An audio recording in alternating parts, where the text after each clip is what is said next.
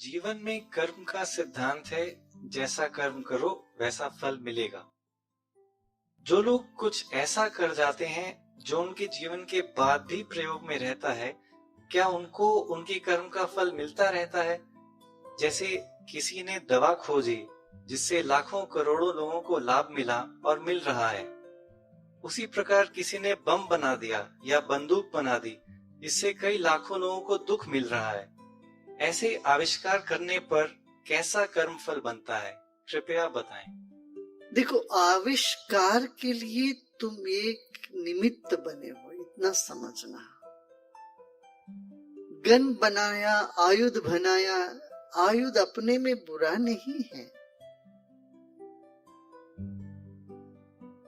अब सारी देवी देवता देखो आयुध लेके खड़े हैं। श्री रामचंद्र जी को देखो, वो तो खड़े हैं धनुष बाण लेके। धनुष बाण को देख के ये तो नहीं कहोगे कि तो हिंसा की बात है भाई, किसी को मारने खड़े नहीं। आयुध का यही है सशक्त होना। नायमात्मा बलहीन लभ्या, ये कहते तो कमजोर व्यक्ति को आत्मा नहीं प्राप्त होती, मजबूत होना चाहिए। मजबूती कैसे होगी? शस्त्र और शास्त्र। और शस्त्र माने सिर्फ बंदूक नहीं है, युक्ति भी शस्त्र है, वाणी भी एक अस्त्र है, फूल भी एक अस्त्र है, भावना भी एक अस्त्र है। अब तुम भगवान की जो चित्र देखोगे तो एक हाथ में गदा है, एक हाथ में फूल है। एक गदा का भी प्रहार है, इतना मजबूत वो, और फूल से भी प्रयोग है, वो फूल भी अस्त्र है। अक्सर जो लोग मारे जाते हैं फूल देते हैं उनसे, तुम्हारे भाव को छीन लेते हैं। फूल आके तुमको फूल दिया, तुमको तुम हाँ ऐसे ऐसे हो गए, तुम्हें प्रशंसा करके तुमसे काम ले लेते लोग। करते कि नहीं? बोलो, इस चक्कर में आ जाते हो तुम। समझते बहुत अच्छा आदमी है, हाँ हमको ये क्या वो क्या फूल दिया, आखिरी में तो दुखी हो गया। फूल भी अस्त्र है, भावनाएं भी अस्त्र है, वाणी भी, कुशलता भी, ये सब अस्त्र है।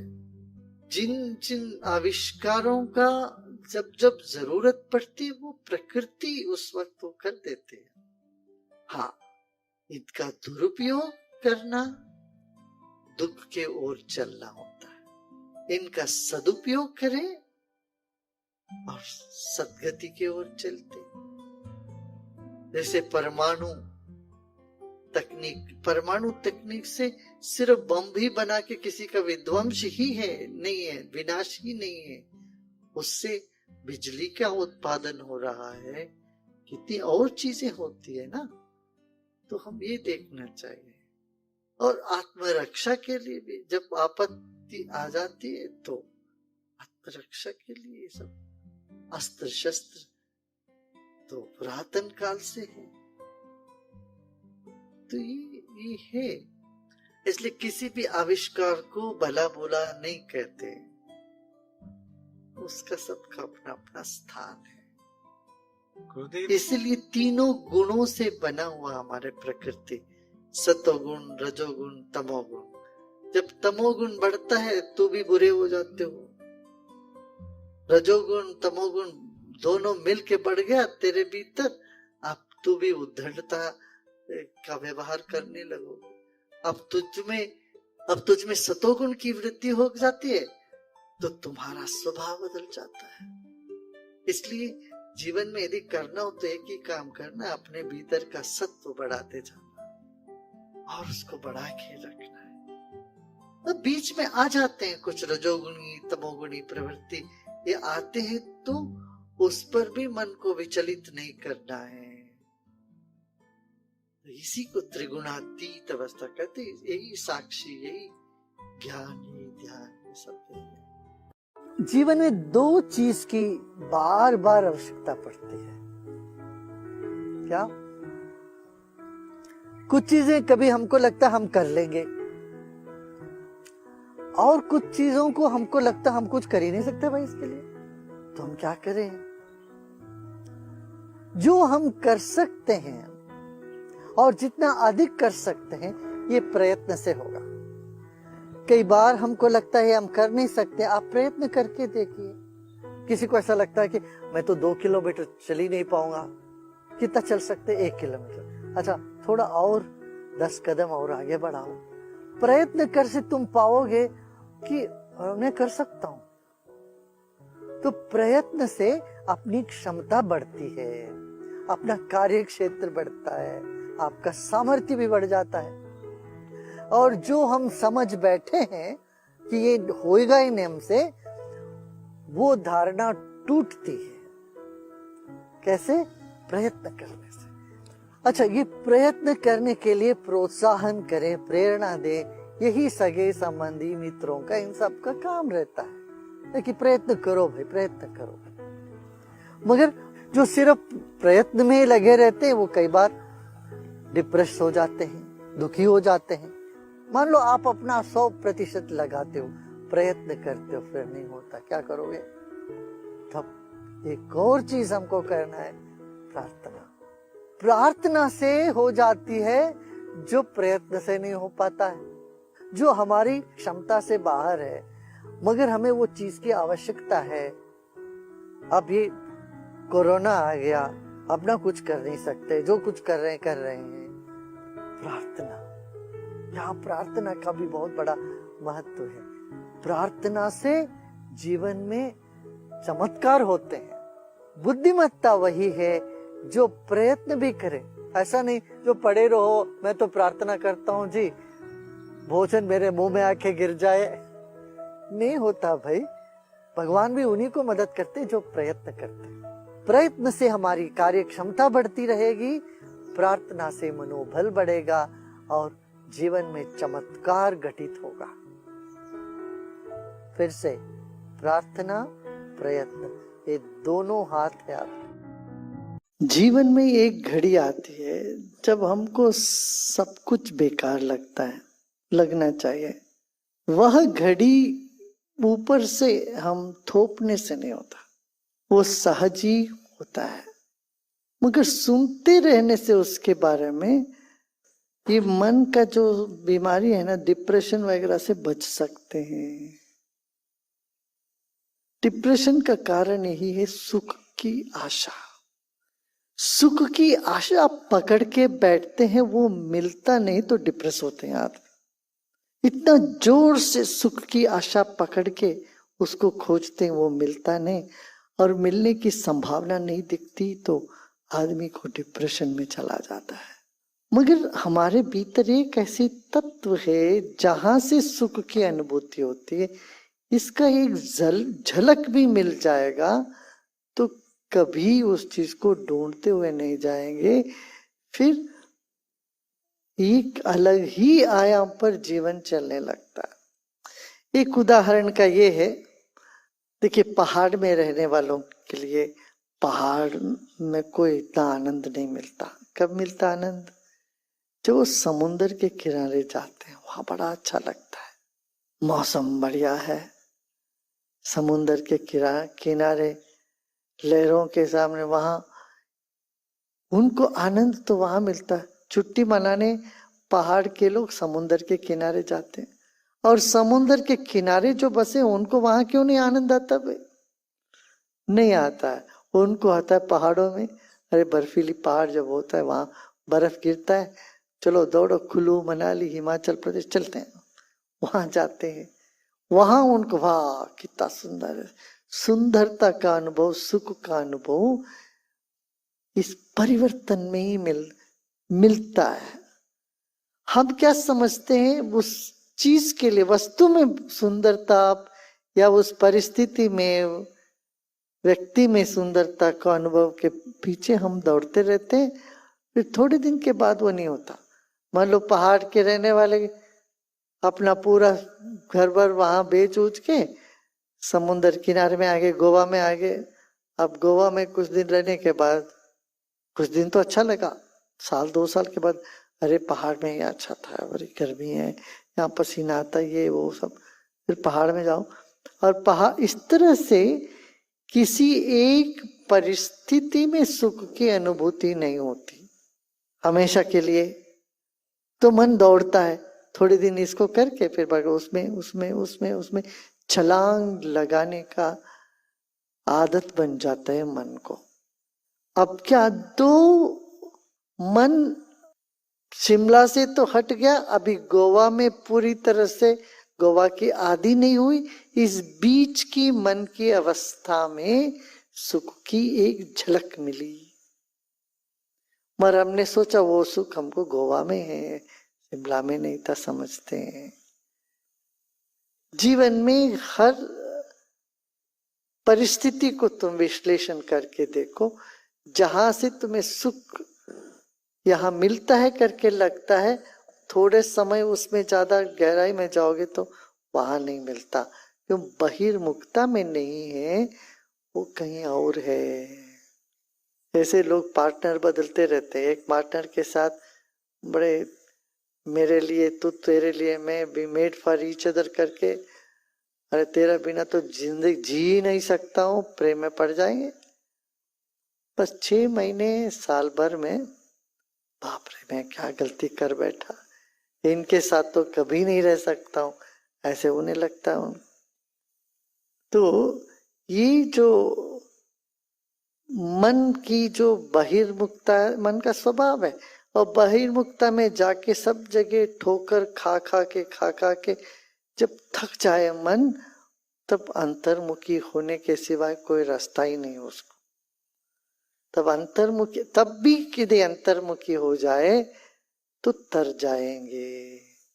बुद्धिमान क्या देखते हैं? चारों ओर देखते हैं, सब लोगों का अनुभव अपना अनुभव मानते हैं, फिर ठोकर खाने की जरूरत नहीं है, उसके बगैर भी वो ये सब में कोई रस नहीं है करके अंतर्मुखी होते हैं।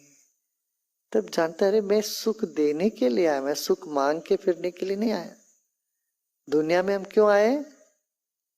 अरे सबको सुख देने के लिए आए।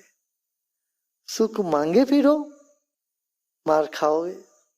ये ज्ञान की अवस्था है। जब कभी भी तुम्हें ऐसा लगे मुझे सुख की चाह नहीं है, मगर मैं सुख देने के लिए आया, सबको सुखी देखने के लिए आया हूं, तो तुम्हारे जीवन में एक बहुत बड़ा परिवर्तन हो जाएगा। तुम्हें कोई ताकत दुनिया में डिप्रेस कर ही नहीं सकती, नहीं तो डिप्रेस हो जाओगे इस चीज को लेके, उसको लेके, उसको लेके, उसको लेके। ये सोचना चाहिए हम सेवा करने के लिए आए हैं। अरे सेवा करने से फल क्या मिलेगा ये मत सोचना, सेवा ही फल है। सेवा करने का एक मौका मिला, यही फल है। क्यों? इसका फल यदि और कुछ हो तो आनंद ही है, आनंद के अलावा और कुछ नहीं, आनंद ही इसका फल है। तो आनंदित होके जीवन व्यतीत करना है। देखते देखते देखते सब खत्म हो जाए। इसलिए ये नहीं है जी, वो नहीं है जी, वो वैसा है, ये वैसा है, ये मेरे को देखा, वो नहीं देखा, ये सब दुनिया भर की शिकायतें हमारे दिमाग में जो घुस जाता है, इससे हम खुद भी दुखी रहते हैं, औरों को दुखी करते रहते हैं। क्या है कि नहीं? तो पतंजलि महर्षि कहते हैं ये सब ठीक है, मगर सिद्धावस्था में जब तुम पक्के हो जाओगे, जीवन में पक जाओगे, तब तुमको लगेगा सर्वमेवं दुखम विवेकिना। जिनमें विवेक जागृत हो जाता है उनको लगता है सब दुख है, मगर वो किससे भागेंगे नहीं। दुख करके भागते कौन? उससे जो डरते हैं वो। अपमान से कौन भागते हैं? जिनको सम्मान चाहिए था, वो अपमान ना हो जाए, हम भागते हैं। तो कहने का मतलब यही है, खिले रहो, खुल जाओ, खुले रहो, खिले रहो और खेलते रहो। जीवन एक खेल है। खेल में हार जीत को लेके कोई दुखी नहीं होता, दुखी होता तो बेवकूफ है। युद्ध का हार जीत दूसरी बात है, इसमें लाभ और नष्ट के बारे में सोचते हैं। युद्ध में हार जीत हो तो कुछ लाभ होता है, कुछ नष्ट होता है, पर खेल में हार जीत में कोई लाभ और नष्ट है क्या? बिल्कुल भी नहीं है। आपने सबने सुना है महिषासुर की कहानी। महिषासुर राजा था, कई जगह लोग उनको भैंस का सिर लगा देते हैं। ऐसा नहीं, उसका सिर भैंस का था मगर भैंस जैसा था। महिषासुर इतना मजबूत हो गया था, वो सारे देवताओं को परेशान कर डाला, किसी को अपना काम करने नहीं दे रहा था। उसने तो वर मांग लिया था ब्रह्मा जी से। महिषासुर भी तपस्या कर सकता, देखो तपस्या करके उसने ब्रह्मा जी से वर मांग लिया, क्या मुझे अमर बनाओ। ब्रह्मा जी ने कहा, अरे भाई अमर तो तू नहीं दे सकता हूं, मगर तुम मृत्यु कहां से नहीं होना चाहिए ये पूछ सकते हो। तुम चुन सकते हो तुम्हें मृत्यु कहां से होना चाहिए नहीं होना चाहिए। तो थोड़ा मंद बुद्धि तो होते ही हैं असुर। तो उन्होंने पूरा पट्टी बना ली, मुझे बूढ़े से युवा से किसी से मुझे मृत्यु नहीं चाहिए, राजा से नहीं चाहिए, और जल में थल में गगन में इधर उधर सब पूरा लिस्ट बना लिया, मगर उसमें महिला को छोड़ दिया उसने। अरे महिला अबला है, वो क्या कर सकते हैं आपको, ऐसा सोच के उसने महिला को छोड़कर बाकी सब का नाम लगा के वर मांग लिया। ब्रह्मा जी ने भी तथास्तु कर दी। फिर समस्या खड़ी हो गई। जब समस्या खड़ी हो, देखो यहाँ पर गूढ़ार्थ क्या है, महिष माने क्या, आलस्य। आलस्य ऐसा जकड़ लेता है, तुम्हारे भीतर जो अच्छे गुण है उन सबको भी दबा देता है। तुम्हारे भीतर जितना सृजनात्मकता है वो भी दब जाता है। तुम्हारे भीतर जो अच्छा करने का मन है वो भी दब जाता है। सब कुछ को दबाने वाली कोई चीज होती तो वो आलस्य है, जड़ता है। घोर जड़ता पकड़ ले किसी भी विज्ञानी को, इतना अच्छा बुद्धि होते हुए वो कुछ नहीं करता।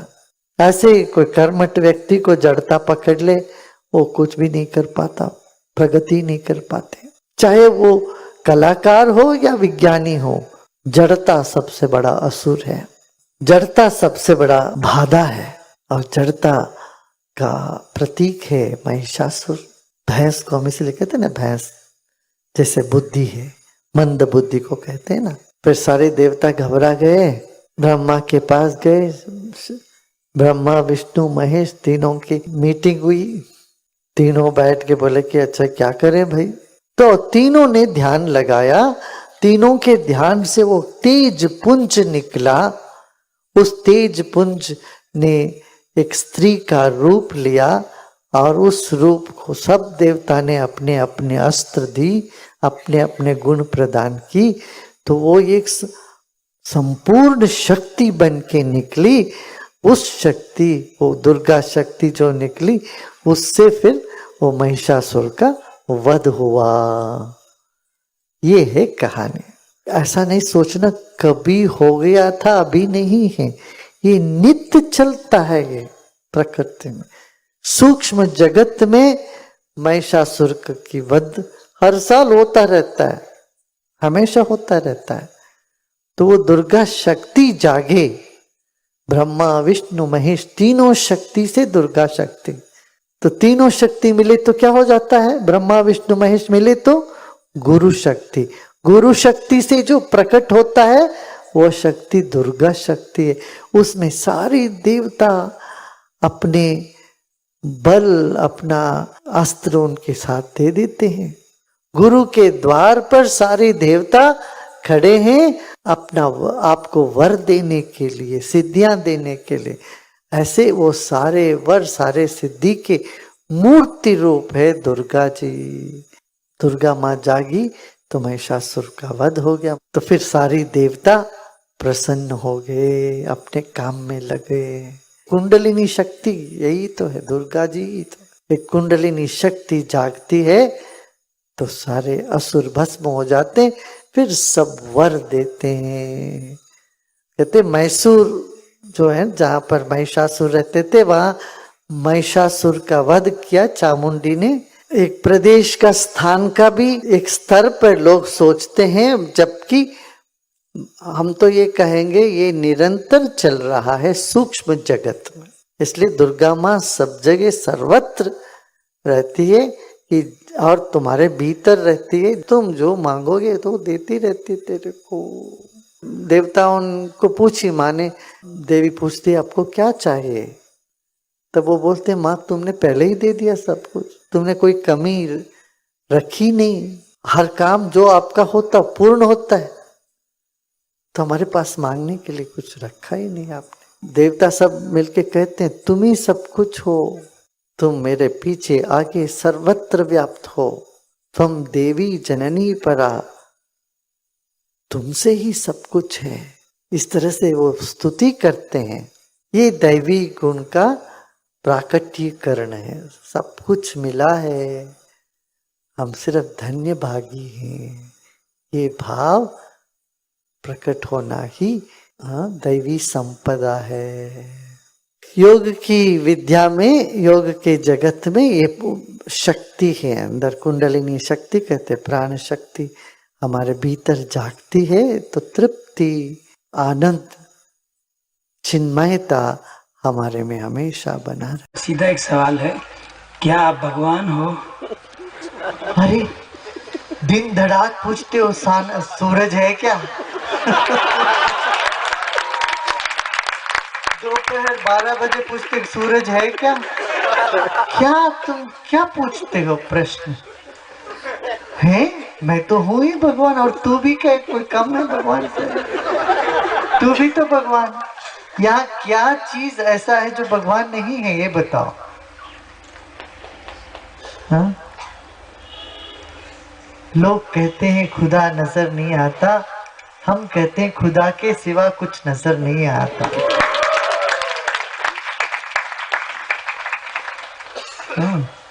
ईश्वर कोई व्यक्ति नहीं है, कोई वस्तु नहीं है, वो तत्व है जिससे सब कुछ बना है, उसी को ईश्वर कहते हैं। भगवान का 5 शब्दों से बना है ना, भूमि जैसे जिसमें सहनशीलता हो, पानी जैसे विनम्रता हो, पानी कहीं से भी रहो सबसे नीचे जाते हो, पानी जैसे विनम्रता हो, अग्नि जैसे तीक्ष्णता हो, अग्नि जैसे शुद्ध करने वाली शक्ति हो, सबको गंदगी को भस्म कर दे। हाँ? वायु जैसे सूक्ष्म हो, आकाश जैसे सर्वव्यापी हो। हमारी चेतना तो है ही इसमें, चाहो 5 गुण हमारी चेतना में है।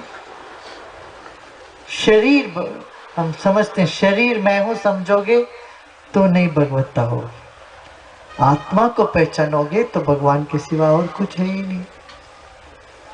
तभी तो हमारे देश में ये महावाक्य निकला। सबसे पहले के तत्वमसि तुम वह हो, thou art that, बोलते तुम वह तत्वमसि। उपदेश यही देते हैं गुरु जी, तुम वह हो तत्वमसि, फिर अहम ब्रह्मास्मि, मैं ही ब्रह्म हूं। इसमें निस्संदेह रहना चाहिए, संशय ही नहीं है इस बात पर। कुछ आप पर एक शेर है, मैं ही सुनाता हूँ। मुझे लगा मैं ही हूँ आपके चाहने वाला, मुझे लगा मैं ही हूँ आपके चाहने वाला, लेकिन आपके चाहने वालों को तो काफिला निकला। दिल ने कहा शिकायत कर खुदा से, देखा तो खुदा भी उस काफिले में ही था। जय गुरुदेव गुरुजी। ये तो तय है कि निकट भविष्य में भारत विश्व की अगुवाई करेगा। इस काम में जो हम सब साधक यहां मौजूद हैं, हमारा क्या योगदान होना चाहिए? कृपया मार्गदर्शन करिए। ये तो आपको सोचना पड़ेगा। आप सोचो, आपकी शक्ति के अनुगुण आप क्या योगदान कर सकते हो। आप अपना अपना ताकत शक्ति के अनुसार जो भी आप कर सकते हो करो। सबके लिए एक थोड़ी ना कहा जा सकता। हर व्यक्ति की क्षमता अलग अलग होती है। ये ऐसा ही है प्रश्न, जैसे कोई पूछ ले गुरुजी एक व्यक्ति को कितना वजन उठाना चाहिए। अरे कितना वजन उठा, जितना आसानी से उठा सकते उठाओ, थोड़ा मेहनत से जो उठा सकते हैं वो उठाओ। नहीं कोई 1 ही किलो उठा सकते हैं कि कोई 10 किलो उठा सकते हैं, कोई कोई होंगे अच्छे बॉडी बिल्डर हो 100 किलो भी उठा देते हैं ऐसे उंगली से। तो जिम्मेदारी वही है जो हम उठा सकते हैं, जो निभा सकते हैं। तो समाज में व्यक्तिगत जिम्मेदारी होती है, समूह का जिम्मेदारी भी होती है। कई बार जो व्यक्ति व्यक्तिगत जिम्मेदारी ही नहीं उठा पाता है, सामूहिक जिम्मेदारी कैसा उठा पाएगा, ये प्रश्न हो सकता है। मैं कहूँगा ऐसी बात नहीं है। जो व्यक्तिगत ज्यादा उठा नहीं पाता है, वे समूह में थोड़ा बहुत कुछ तो जरूर कर सकता है और कर पाए। इस विश्वास से चलना चाहिए, और हम जितना जिम्मेदारी उठाते हैं उतना हमें शक्ति भी प्राप्त होने लगता है सहज ही। इसलिए आप देखे होंगे कई बार जो एक महिला अपना सिर्फ घर का काम नहीं संभाल सकती है, वो पूरे पंचायत ग्राम पंचायत की अध्यक्षा बन गई। अब जैसे अध्यक्षा बनी तो पूरा ग्राम पंचायत बड़े अच्छे ढंग से उसको संभाले। तो इसलिए आप अपनी जो ताकत पर संशय नहीं करो। अभी आपको लगता है मैं इतना कर सकता हूं, उससे एक कदम ज्यादा रखो, थोड़ा सा उससे एक अधिक जिम्मेदारी ले लेना। ऐसे ही सबसे पहले तो ये देखो समाज में ज्ञान से विमुख कितने लोग हैं, उनको किसी न किसी तरह से ज्ञान में प्रवेश दिला दो। उस ढंग से उनको लेके आओ।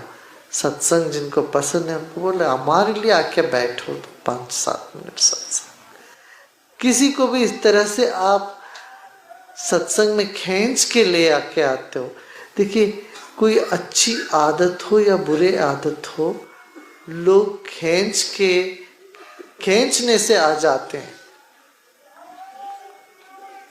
बुरी आदत में बच्चा सहज ही नहीं जाता, कोई उसको खींच के बुरी आदत पकड़वा देता है। जब बुरी आदत इस तरह से लोगों को खींचने में पकड़ में आ जाता है या पकड़ के उसमें डूब जाते हैं, क्या अच्छी आदत को नहीं कर सकते हैं? बिल्कुल कर सकते हैं जी। क्या तो अच्छे आदत को भी इसी तरह से करना पड़ेगा। बहुत ज्यादा जबरदस्ती नहीं करनी चाहिए, थोड़ा सा बस।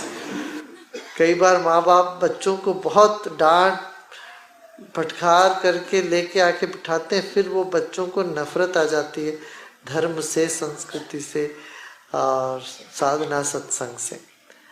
मगर जरा सा उनको इस तरह से खींच के प्रेरणा दे करके लेके आते हो, बनाते रहते हो, ये संस्कार पड़ने लगता, बीज बो देते हो संस्कार के, तो फिर देखो वो अपने आप उसमें आ जाता। एक बार उसका चस्का लग गया बस फिर तो गए काम से। ये सत्संग कुछ ऐसी नशा है, शराब को शर्म आ जाते हो, भाग जाता है शराब।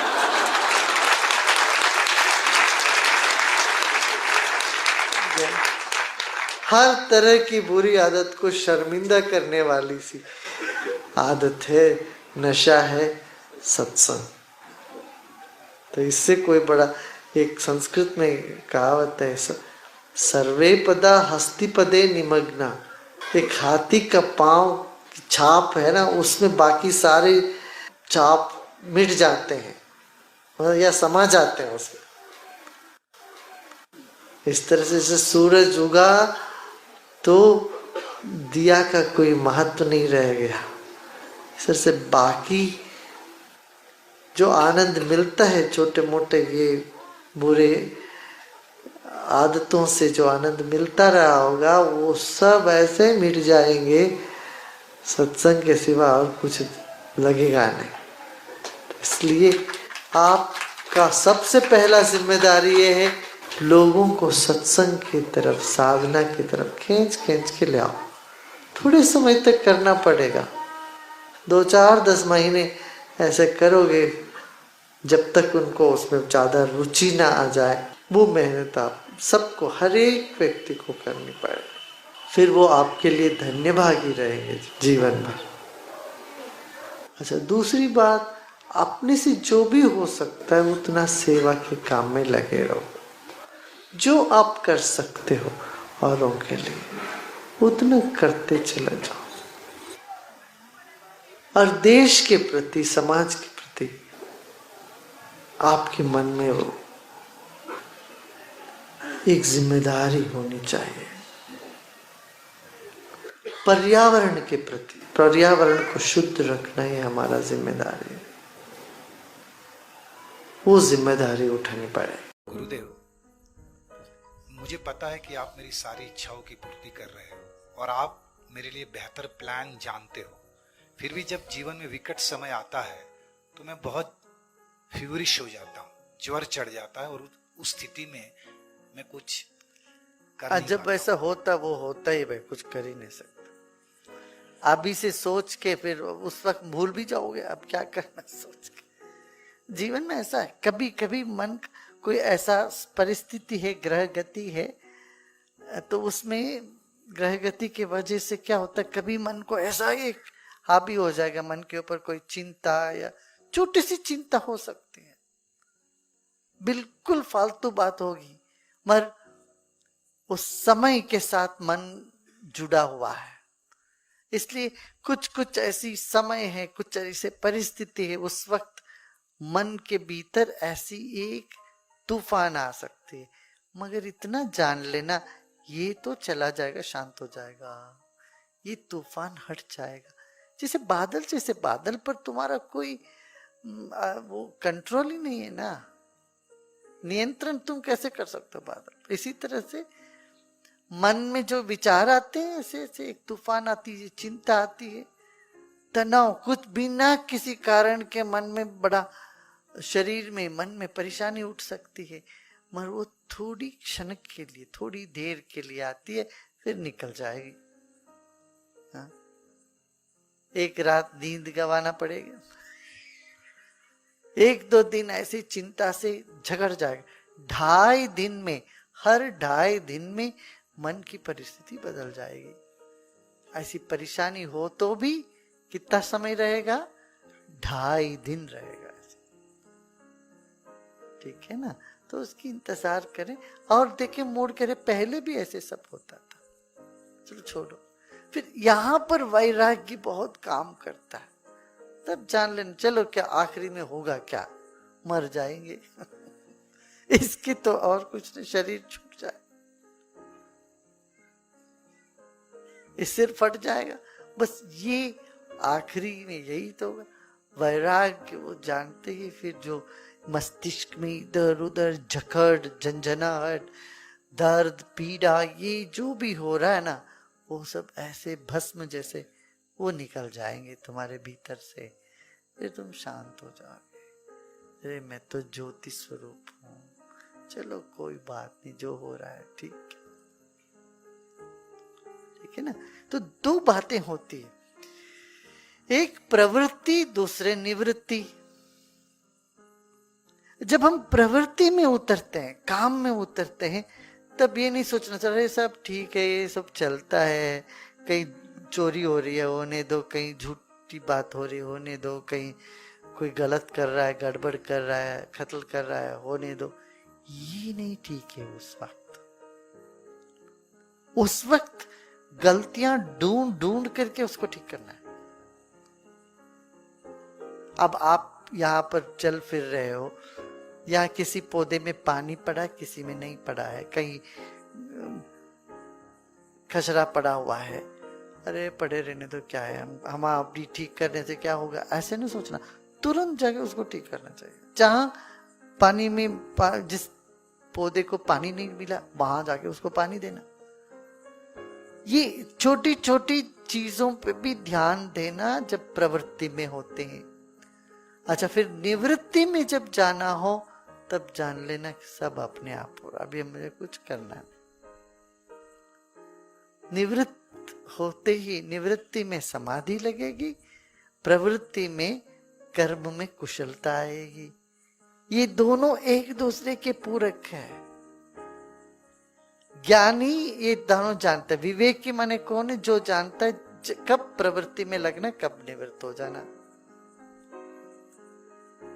हम क्या करते हैं? प्रवृत्ति में सब चलता है जी करके बैठे हैं, निवृत्त होना हो तो अरे वो ठीक नहीं है, ये ठीक नहीं है, ये ठीक नहीं, वो ठीक नहीं, सोच सोच के अंदर बैठे रहते हैं।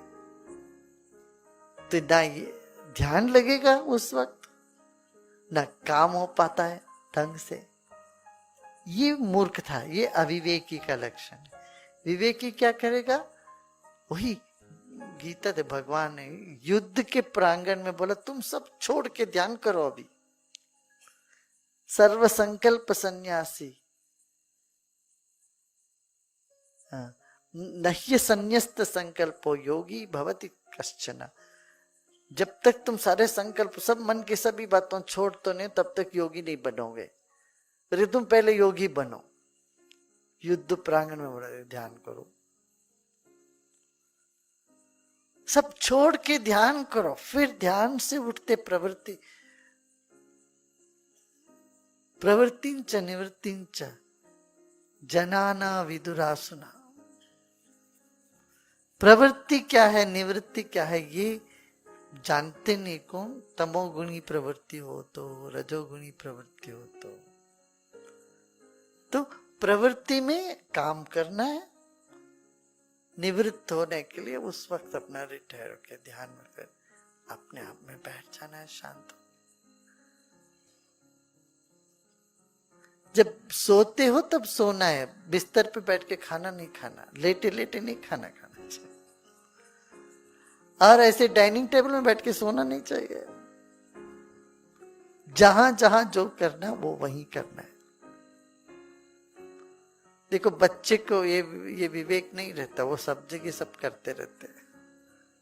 छोटे शिशु, उसको नहीं पता चलता ये रसोई है, ये बेडरूम है, ये पायखाना है, वो सब जगह सब करता है बच्चा।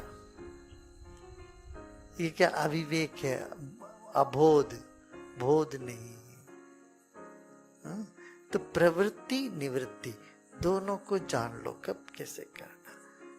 ये लगता है हम कैसे सब छोड़ दें, हमारे ऊपर जिम्मेदारी है। अरे भाई छोड़ो, तभी तो सो पाओगे। जब अच्छे से सोओगे तो तब अपने कर्तव्य निभा पाओगे। अब नींद ही नहीं आई, सोए ही नहीं, चिंता से रात भर करवट लेते रहे, सुबह उठ के सब धुंधला धुंधला लगता है, कोई काम करने के लिए मन नहीं करता, चुस्ती है, हाथ पांव गिड़गिड़ा रहा है, तो काम कैसे करोगे? काम करने में बलहीनता आ जाती है। वैराग्य से काम में बल आता है, निवृत्त होने से मन में स्फूर्ति शक्ति मिलती है, और प्रवृत्ति में अच्छा लग के काम कर सकते हो। यहाँ दो तरह के लोग होते हैं, जो सिर्फ प्रवृत्ति में लगे रहते हैं, बोलो ये काम करो, वो करो, ये करो, समाज का उद्धार करते जाओ, यही काम को देते हो। या दूसरे, अरे छोड़ो यार, समाज सब ये सब भगवान ईश्वर जो करता है वही होगा, ये सब छोड़ के आराम से बैठ जाओ, कहीं हिमालय के कंदरों में बैठ के ध्यान करो। ये कुछ लोग बोलते, ये दोनों अधूरे, दोनों गलत। कृष्ण के हिसाब से, गुरु गोविंद सिंह जी के हिसाब से क्या बोलते हैं? प्रवृत्ति निवृत्ति दोनों